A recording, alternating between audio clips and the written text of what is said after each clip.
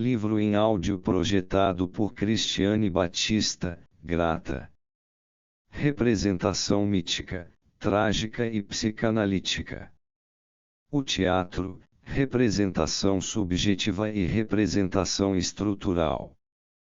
Deleuze e Guattari. Mito, tragédia, sonho, fantasma e o mito e a tragédia reinterpretados em função do sonho e do fantasma, eis a série representativa com que a psicanálise substitui a linha de produção social e desejante. Série de teatro em vez da série de produção.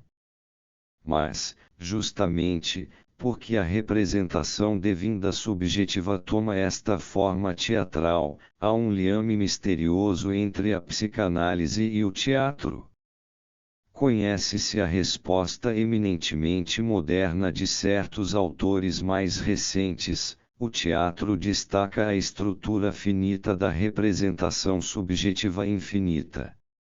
O que significa destacar é muito complexo, pois a estrutura só pode apresentar sua própria ausência, ou representar algo não representado na representação, mas dizem, o privilégio do teatro pôr em cena essa causalidade metafórica e metonímica que marca ao mesmo tempo a presença e a ausência da estrutura nos seus efeitos. André Green, no próprio momento em que faz reservas a respeito da suficiência da estrutura, ele as faz apenas em nome de um teatro necessário à atualização desta, operando como revelador pelo qual ela se deve invisível. Octave Manoni, na sua bela análise do fenômeno da crença, toma igualmente o modelo do teatro para mostrar como a denegação da crença implica de fato uma transformação da crença sob o efeito de uma estrutura que o teatro encarna ou encena.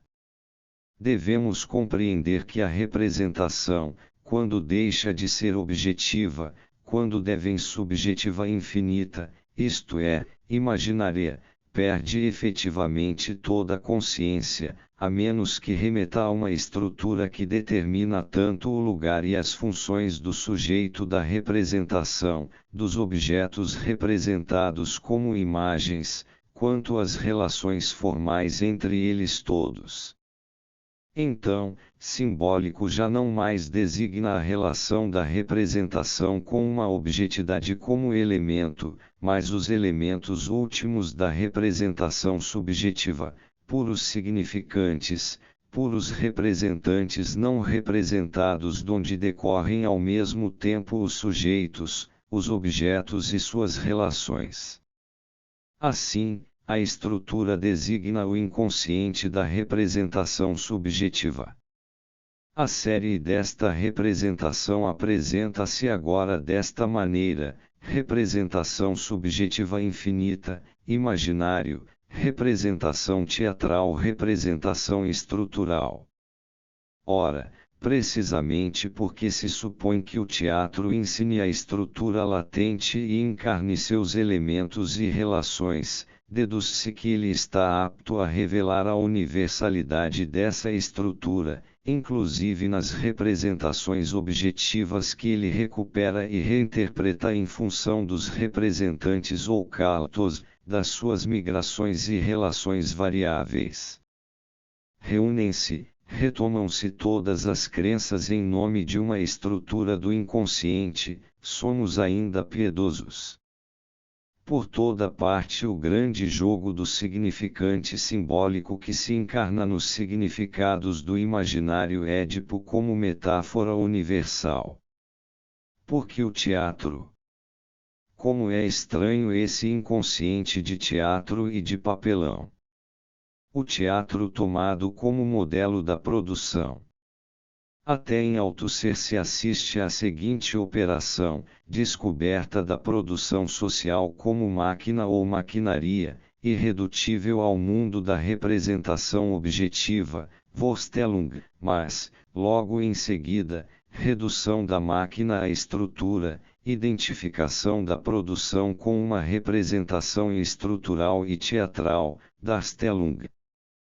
Ora, com a produção desejante passa-se o mesmo que com a produção social, toda vez que a produção, em vez de ser apreendida na sua originalidade, na sua realidade, é assim assentada sobre um espaço de representação, ela só pode valer pela sua própria ausência, e aparece como uma falta nesse espaço. Ao buscar a estrutura em psicanálise, Mustafa Safwan pôde apresentá-la como uma contribuição para uma teoria da falta. É na estrutura que se faz a solda do desejo com o impossível, definindo-se a falta como castração. É da estrutura que se ergue o canto mais austero em favor da castração. Sim, sim, é pela castração que entramos na ordem do desejo, uma vez que a produção desejante se espalha pelo espaço de uma representação que só a deixa subsistir como ausência e falta de si mesma. É que se impõe às máquinas desejantes uma unidade estrutural que as reúne num conjunto molar, é que os objetos parciais são reportados a uma totalidade que só pode aparecer como aquilo que lhes falta, e como o que, faltando-lhes, falta a si mesma, o grande significante simbolizável pela inerência de um ao conjunto de significantes. Até onde se irá no desenvolvimento de uma falta da falta que atravessa a estrutura. A operação estrutural é isto, ela ajeita a falta no conjunto molar. Então, o limite da produção desejante, o limite que separa os conjuntos molares e seus elementos moleculares, que separa as representações objetivas e as máquinas do desejo, está agora totalmente deslocado. Ele somente passa no próprio conjunto molar enquanto escavado pelo soco da castração. As operações formais da estrutura são as da extrapolação, da aplicação, da biunivocização que assenta o conjunto social de partida sobre um conjunto familiar de chegada, com o que a relação familiar devém metafórica de todas as outras, e impedindo os elementos produtivos moleculares de seguirem sua própria linha de fuga.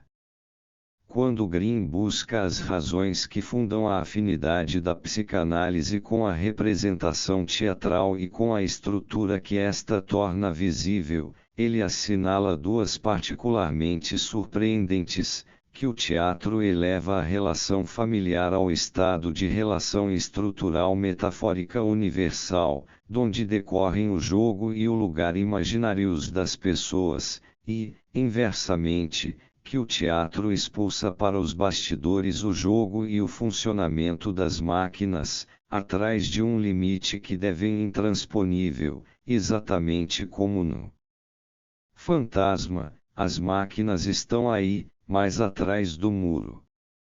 Em suma, o limite deslocado já não passa entre a representação objetiva e a produção desejante, mas entre os dois polos da representação subjetiva, a representação imaginária infinita e a representação estrutural finita.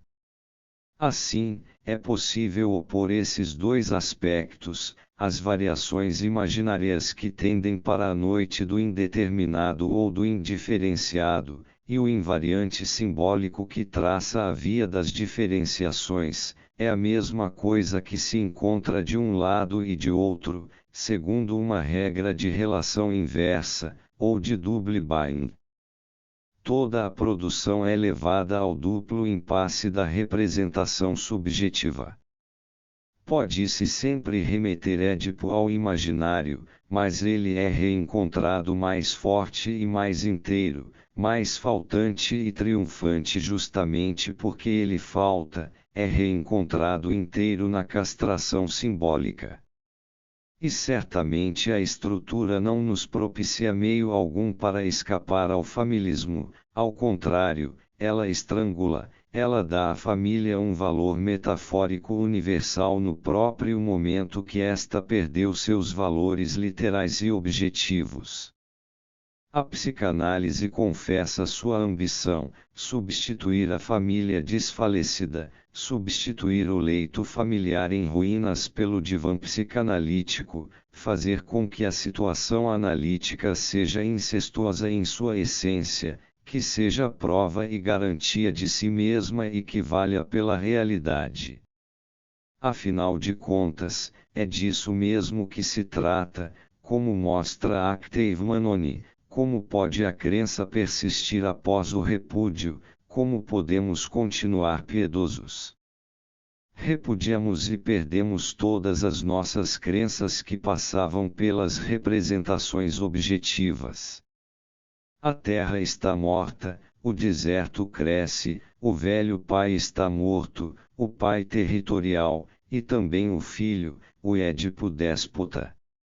Estamos sós com nossa má consciência e nosso tédio, com nossa vida em que nada acontece, nada mais do que imagens a girar na representação subjetiva infinita. Porém, reencontramos a força de acreditar nessas imagens, força que nos vem do fundo de uma estrutura que regula nossas relações com elas e nossas identificações como outros tantos efeitos de um significante simbólico. A boa identificação. Somos todos Xeribibi no teatro, gritando diante de Édipo: eis um tipo como eu, eis um tipo como eu. Tudo é retomado, o mito da terra, a tragédia do déspota, como sombras projetadas num teatro. As grandes territorialidades desmoronaram-se, mas a estrutura procede a todas as reterritorializações subjetivas e privadas. Que operação mais perversa é a psicanálise? Culmina-se nela esse neoidealismo, esse culto restaurado da castração, essa ideologia da falta que é a representação antropomórfica do sexo. Na verdade, eles não sabem o que fazem, nem a que mecanismo de repressão eles servem, pois suas intenções são frequentemente progressistas.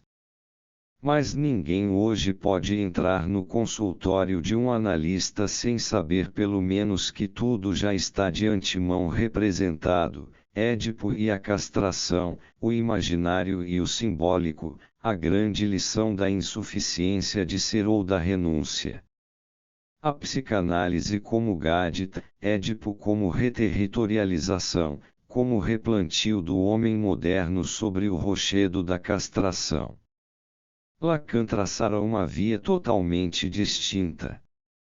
Ao contrário de um esquilo analítico, ele não se contentava em girar na roda do imaginário e do simbólico, do imaginário edipiano e da estrutura edipianizante, da identidade imaginária das pessoas e da unidade estrutural das máquinas, entrando a todo momento em choque com os impasses de uma representação molar que a família fecha sobre si própria.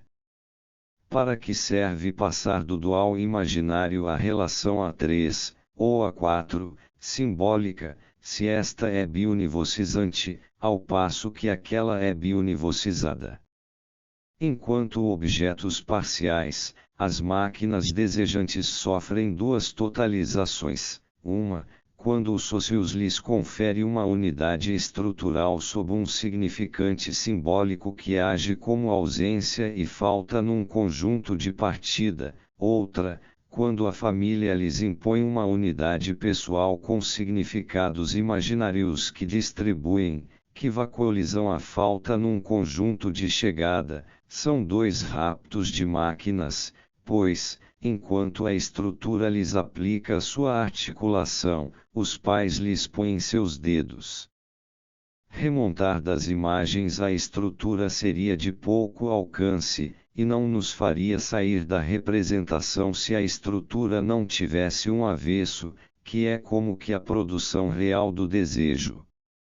Este avesso é a inorganização real dos elementos moleculares, objetos parciais que entram em sínteses ou interações indiretas, pois eles não são parciais partiels no sentido de partes extensivas, mas são sobretudo parciais partials como as intensidades sob as quais uma matéria sempre preenche o espaço em graus diversos, o olho, a boca, o ânus como graus de matéria, puras multiplicidades positivas onde tudo é possível, sem exclusiva nem negação, sínteses operando sem plano, em que as conexões são transversais, as disjunções inclusas, as conjunções plurívocas, indiferentes ao seu suporte, pois esta matéria que lhes serve precisamente de suporte não está especificada sob unidade estrutural ou pessoal alguma,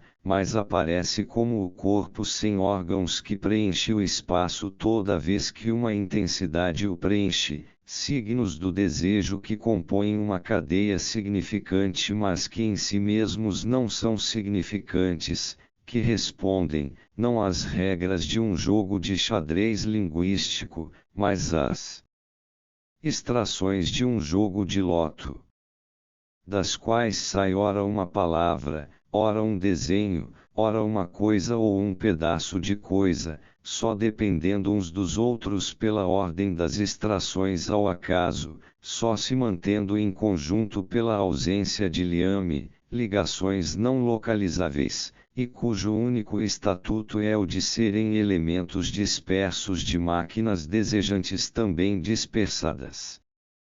É todo este avesso da estrutura que Lacan descobre, com o A como máquina, e o A como sexo não humano, esquizofrenizar o campo analítico, em vez de edipianizar o campo psicótico.